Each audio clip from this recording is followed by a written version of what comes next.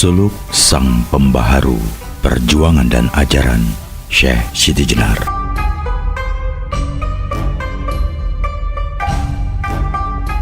Saat-saat awal ketersingkapan, kesadaran jiwa adalah saat-saat yang paling berkesan bagi seorang penempuh jalan rohani. Dikatakan paling berkesan karena selama melintasi detik-detik terhalonya gumpalan awan hitam penutup hati yang menyesaki jiwanya, seorang salik akan mengalami pengalaman yang tidak pernah ia pikirkan dan ia bayang-bayangkan sebelumnya. Dengan ketakjuban luar biasa, saat itu sang salik akan merasakan pancaran kecemerlangan purnama rohani melimpahi relung-relung kalbunya yang diliputi pemahaman rohani. Ia juga akan merasakan betapa menggetarkan dan mempesonanya saat mata batin dengan kejernihan dan kebeningan kesadaran jiwanya menyaksikan pancaran keindahan, bintang gemintang pengetahuan hati yang tidak tergambarkan oleh bahasa manusia. Ketersingkapan awal seorang salik adalah pengalaman paling menggetarkan yang tidak akan terlupakan. Karena dalam detik-detik dari rentangan waktu itu, kesadaran jiwanya akan menyaksikan gambaran-gambaran mantra baru yang serba asing, yang dicitrai nuansa pelangi aneka rasa dan aneka warna kebahagiaan. Ibarat hari-hari malam dari cakrawala al-bashar yang gelap diliputi kesunyian, kepedihan, nestapa dan duka cita, ketersingkapan itu menyembulkan purnama kesadaran ruh insani di cakrawala jiwa yang memancarkan cahaya berkah dalam alunan irama musik dan nyanyian rohani.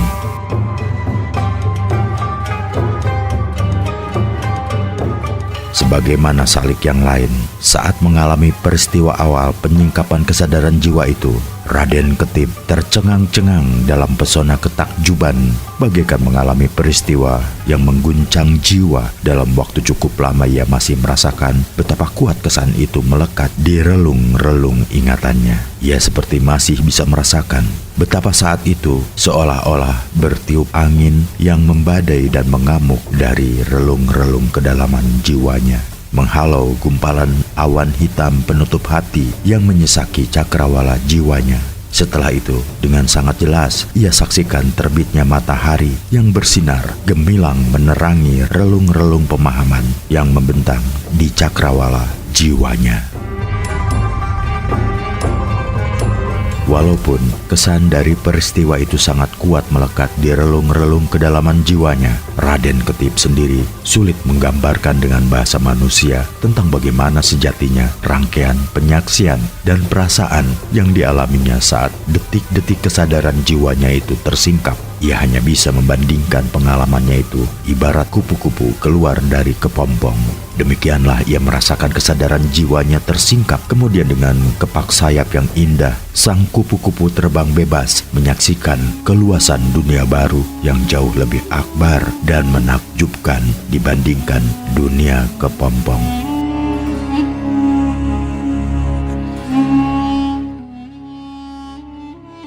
Di tengah semerbak wangi bunga-bunga, sejuk udara, dingin embun, dan hangatnya mentari pagi, sang kupu-kupu yang keluar dari kepompong mengepakkan sayap untuk mencari satu madu di antara kelopak bunga sambil memuji keagungan dan kemuliaan ilahi.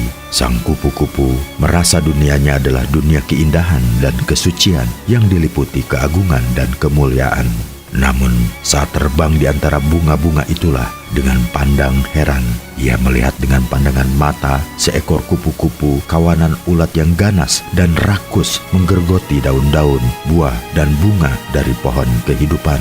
Ah, betapa rakus, betapa ganas, betapa menjijikan.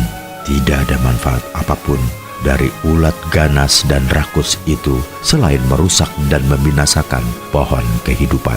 Dan sang kupu-kupu pun berkata dalam hati, sesungguhnya dari ulat-ulat yang ganas, rakus, dan menjijikan itulah aku dulu berasal.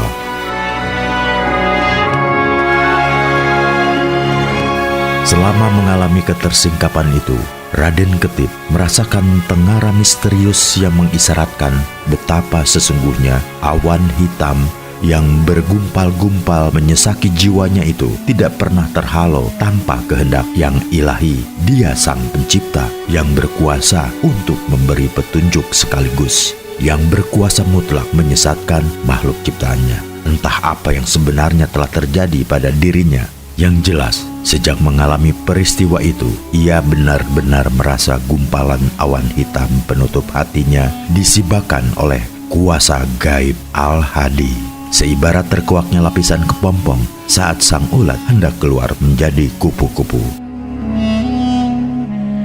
Pengalaman rohani adalah pengalaman rasa. Raden Ketip tidak bisa menjelaskan dalam bahasa manusia bahwa sesungguhnya keakuannya tidak ikut campur dalam proses menguak lapisan kepompong. Saat ia merasakan keberadaan dirinya sebagai kupu-kupu, ia tidak bisa menjelaskan pengalamannya secara tepat kecuali mengungkapkan dengan jujur betapa dirinya dalam bentuk kupu-kupu itu telah diserap oleh semacam daya gaib yang mendorongnya keluar dari kepompong. Bahkan saat dirinya telah keluar dari kepompong pun, ia hanya bisa mengungkapkan perasaan betapa semua gerak dari kehidupannya sebagai kupu-kupu seolah-olah diarahkan dan dituntun oleh daya gaib tersebut. Ya, daya gaib misterius itulah yang sejatinya telah membimbingnya untuk mengenal dan memahami makna kehidupan yang tergelar di hadapannya. Laksana wangi bunga yang menarik penciuman kupu-kupu. Begitulah keberadaan daya gaib itu telah mempesonanya untuk mengepakkan sayap dan terbang. Daya gaib itu telah menuntunnya untuk mengenali dan memahami alam semesta, tempat hakikat pengetahuan tersembunyi yang membawanya pada penyaksian atas kebenaran sejati sebagai pengejawantahan dari Yang Maha Ada. Peristiwa penyingkapan kesadaran jiwa yang dirasakan Raden Ketip ternyata menjadi peristiwa yang sangat menentukan perubahan jalan hidupnya. Peristiwa itu tidak saja membuat awan hitam yang menyesaki jiwanya terdahulu sehingga purnama pemahaman bersinar menderang di cakrawala jiwanya, tapi ia juga merasakan betapa cakrawala pemahaman baru atas keberadaan segala sesuatu di sekitarnya tiba-tiba terasa membentang luas dan ganti berganti di hadapannya. Benda-benda yang terhampar di sekitarnya, misalnya sebelum selalu ia pahami sebagai benda mati tidak berjiwa, namun seiring terkuaknya tirai penutup hati hingga terpancar purnama pemahaman, ia tiba-tiba menangkap suatu pemahaman aneh yang mengungkap betapa di dalam benda-benda yang terhampar di sekitarnya itu sesungguhnya tersembunyi bekas jejak ciptaan yang sama dengan keberadaan dirinya. Keberadaan makhluk hidup yang selama ini dianggapnya sosok asing yang sama sekali tidak berhubungan dengan dirinya, tiba-tiba disadarinya memiliki bekas jejak ciptaan yang sama dengan dirinya. Ia merasa segala sesuatu yang tergelar di alam semesta, manusia, burung, hewan melata, ikan, tumbuh-tumbuhan, dan semua makhluk hidup tiba-tiba berubah seolah-olah menjadi sesuatu memiliki hubungan dengan dirinya. Demikianlah, walaupun sulit diterima nalar, ia merasakan betapa sesungguhnya keberadaan dirinya menjadi bagian dari semesta benda, makhluk hidup, rembulan matahari, bintang, tanah, langit, air, dan angin. Penyingkapan yang dirasakan Raden Ketip ternyata tidak hanya mengubah cara pandangnya terhadap segala sesuatu yang tergelar di alam semesta, tetapi berkaitan pula dengan perubahan liku-liku perjalanan hidup yang dilaluinya. Entah apa yang sesungguhnya telah terjadi dengannya. Kini, ia tiba-tiba merasa gerak kehidupannya seolah-olah diarahkan dan dituntun oleh daya gaib ke arah yang tidak ia ketahui ujungnya. Bahkan saat menghadapi persoalan rumit pun, ia merasa seolah-olah diarahkan oleh daya gaib untuk mengikuti jalan yang seringkali tidak pernah dipikir dan dibayangkannya. Keberadaan daya gaib dalam gerak kehidupan itu setidaknya ia rasakan saat dililit persoalan rumit yang terkait dengan liku-liku usahanya mengungkap tabir misteri di balik kehidupan dan ajaran Syekh Siti Jenar. Sebelum mengalami peristiwa penyingkapan itu, ia merasakan betapa rumit dan berliku-liku jalan untuk menguak misteri Syekh Siti Jenar. Namun setelah peristiwa menakjubkan itu, ia seolah-olah selalu mendapat jalan mudah yang sebelumnya tidak pernah terlintas dalam pikiran dan angan-angannya. Tabir gelap misteri kehidupan dan ajaran Syekh Siti Jenar yang selama ini tertutup gumpalan awan hitam tebal, tiba-tiba bersinar terang di hadapannya, laksana matahari kebenaran yang menginginkan keberadaannya diketahui. Setelah tabir awal misteri Syekh Siti Jenar disingkap oleh Ki Gedeng Pasambangan, tiba-tiba ia merasa dibimbing oleh daya gaib misterius ke arah penyingkapan tirai kedua. Yang mengherankan, tabir kedua ini justru disingkap oleh Pangeran Pamalekaran, kakeknya sendiri. Sungguh, sebelumnya tidak pernah ia bayangkan di benaknya bahwa sang kakek pernah bertemu, apalagi sampai memiliki hubungan dekat dengan Syekh Siti Jenar. Pangeran Pamalekaran ternyata telah berkali-kali bertemu Syekh Siti Jenar, bukan hanya dalam peristiwa penyerangan Pakuwuan Caruban, melainkan juga dalam serangkaian peristiwa penting di Terung, Surabaya, Demak, Caruban, bahkan di Wirasaba. Tersingkapnya tirai pertama dan kedua yang menyelubungi kehidupan dan ajaran Syekh Siti Jenar diikuti dengan tersingkapnya tirai-tirai berikutnya. Tanpa pernah menduga sebelumnya, Raden Ketip berjumpa dengan pembuka tirai ketiga, yaitu Adipati Cirebon. Sang Adipati merupakan putra almarhum Raja Muda Prabu Anom Caruban Larang, Sri Mangana. Dia mengenal Syekh Siti Jenar dengan sangat dekat yang sudah dianggapnya kakak sulung. Adipati Cirebon banyak mengungkap liku-liku perjuangan dan ajaran rahasia yang disampaikan Syekh Siti Jenar, termasuk yang berasal dari penuturan ayahandanya Sri Mangana. Tirai keempat tanpa disangka-sangka disingkap oleh Syekh Maulana Jati, guru agungnya, saat ia diajak Ki Geneng Pasambangan di Banten. Sebagaimana kisah yang telah diketahuinya dari penuturan Ki Geneng Pasambangan, ternyata guru agungnya itu benar-benar mengetahui secara mendalam kehidupan dan ajaran Syekh Siti Jenar setelah kembali dari Hindustan. Dari guru agung Syekh Maulana Jati itu pula, ia mengetahui bahwa sesungguhnya Syekh Siti Jenar bukan hanya seorang guru manusia, melainkan juga seorang pembaharu yang menata kehidupan masyarakat dengan kaidah-kaidah dan azas-azas yang sama sekali baru pada zamannya. Tetapi seibarat matahari yang tidak pernah menyisakan pamrih akan kecemerlangan cahayanya saat menerangi dunia, demikianlah Syekh Siti Jenar meninggalkan semua hasil perjuangannya untuk menyongsong datangnya malam indah yang diterangi bulan sabit dan berjuta-juta bintang yang gemerlapan memenuhi penjuru langit. Demikian Syekh Maulana Jati tentang Syekh Siti Jenar yang sangat dihormati dan dimuliakannya. Kebenaran, jika sudah muncul, maka ia akan terbit laksana matahari di pagi hari. Pencarian kebenaran tentang kehidupan dan ajaran Syekh Siti Jenar yang dilakukan Raden Ketip telah membawanya ke cakrawala pagi saat terbit fajar kebenaran. Bagaimana berada di alam mimpi, tiba-tiba ia merasakan bimbingan daya gaib telah mempertemukannya dengan Syekh Datuk Bardut, salah seorang putra Syekh Siti Jenar. Sungguh tidak pernah terbayangkan sebelumnya bahwa ia akan bertemu dengan putra guru manusia dan tokoh pembaharu itu. Bahkan yang telah membuatnya terheran-heran adalah kenyataan bahwa Syekh Datuk Bardut selama ini ternyata tinggal di Endalem Pamalekaran bersama kakeknya.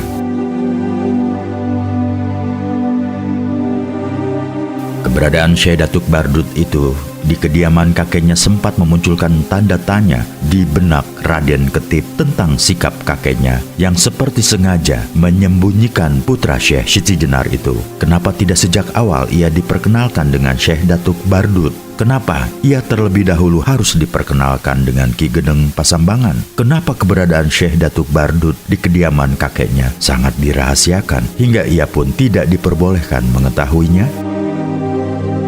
Di tengah kecamuk tanda tanya yang memenuhi benaknya itulah Raden Ketip menjalin keakraban dengan Syekh Datuk Bardut yang usianya lebih tua sekitar 10 tahun.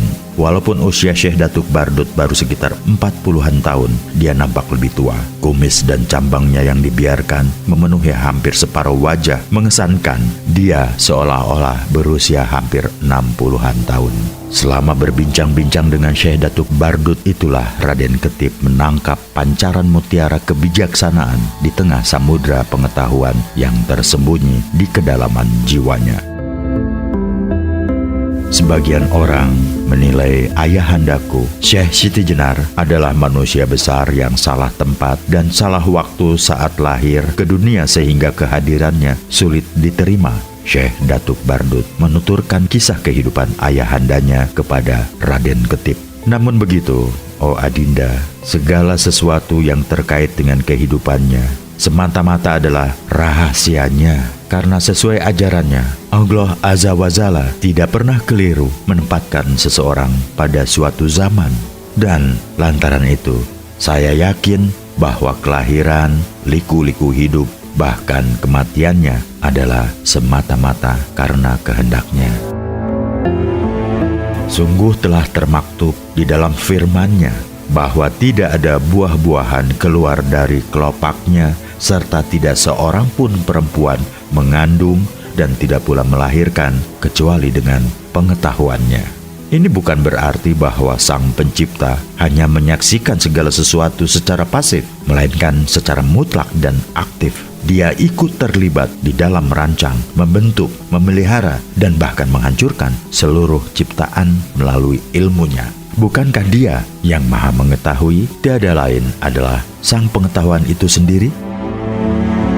Jika Adinda bertanya tentang keberadaan saya yang disembunyikan oleh Eyang Pangeran Pamalekaran di kediamannya tanpa sepengetahuan Adinda, kalaupun jika Adinda bertanya kenapa tidak diperkenalkan dengan Rakanda sejak awal, maka sesungguhnya hal itu adalah atas kehendaknya semata. Sesungguhnya liku-liku perjalanan Adinda dalam menelusuri jejak kehidupan dan ajaran ayahandaku merupakan bagian dari jalan yang digelarnya. Karena jika dia menghendaki, bisa saja Eyang Pangeran Pamalekaran langsung memperkenalkan Adinda dengan saya, sehingga Adinda tidak perlu susah payah menelusuri jejak kehidupan ayahandaku. Namun, dia menghendaki agar Adinda berjalan melingkar-lingkar dulu dengan berbagai hambatan dan rintangan. Itu berarti dengan sukarela atau terpaksa, Adinda harus menerima kehendaknya tanpa perlu bertanya ini dan itu. Sesungguhnya, menurut ajaran ayahandaku, segala sesuatu yang tergelar di alam semesta ini sudah ditata sangat rapi tanpa setitik pun mengandung kekeliruan. Hanya mereka yang terhijab dari kebenarannya saja yang menganggap kehidupan di alam semesta ini kacau balau, tidak teratur. Saya masih ingat bagaimana ayahandaku mengambil ibarat dengan mengisahkan sekumpulan orang buta yang diundang dalam perjamuan agung oleh sang raja. Dalam kisah itu disebutkan, pada saat pesta dimulai, sekumpulan orang buta yang diundang sang raja datang dan berjalan beriring-iringan. Saat memasuki bangsal agung yang sudah dipenuhi hidangan lezat yang tertata rapi di atas meja, tiba-tiba salah seorang di antara mereka menabrak meja. Tumpah ruahlah sebagian hidangan tersebut. Sang raja tersenyum, para undangan juga tersenyum. Namun orang buta itu marah-marah. Dia memaki-maki para pelayan yang dianggapnya tidak mengatur meja secara benar. Seperti halnya si pemarah buta itu, kawan-kawannya yang juga buta menganggap ruangan itu tidak diatur dengan baik dan benar. Begitulah Adinda, bagi mereka yang telah tercelikan mata batinnya, akan memahami bahwa segala sesuatu yang tergelar di alam semesta sesungguhnya sudah diatur dan ditata secara sempurna oleh Sang Pencipta. Bahkan bagi yang sudah tercelikan mata batinnya, kehidupan di dunia ini hanya sebuah mimpi yang harus dilampaui seperti saat kita tertidur singkat. Hanya mereka yang sudah tercelikan mata batinnya saja yang bisa memahami makna kebenaran di balik kehidupan yang dekat ini.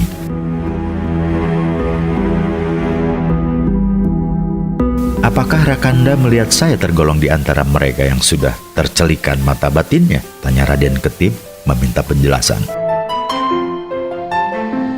Syekh Datuk Bardut tersenyum mendengar pertanyaan Raden Ketip. Sesaat setelah itu dengan bahasa perlambang, dia mengatakan bahwa Raden Ketip sesungguhnya telah dapat merasakan dan menerima pesan darinya tanpa melalui bahasa indriawi manusia.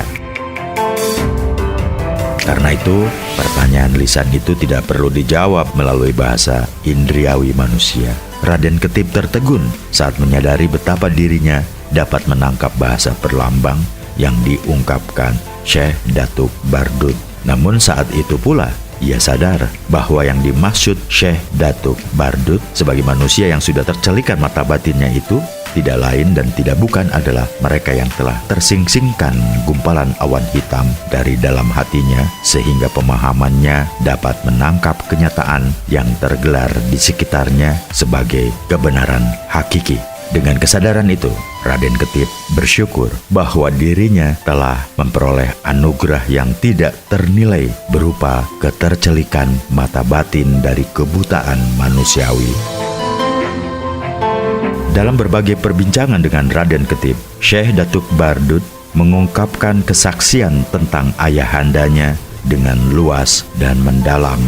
Dia tidak hanya mengungkapkan kesaksian tentang liku-liku kehidupan dan ajaran ayahandanya, tetapi mengisahkan pula siapa saja putra-putri, sanak keluarga, kerabat, dan pengikut-pengikut utama ayahandanya, baik yang tinggal di Caruban Larang, Banten Girang, Jawa, Malaka, maupun Gujarat.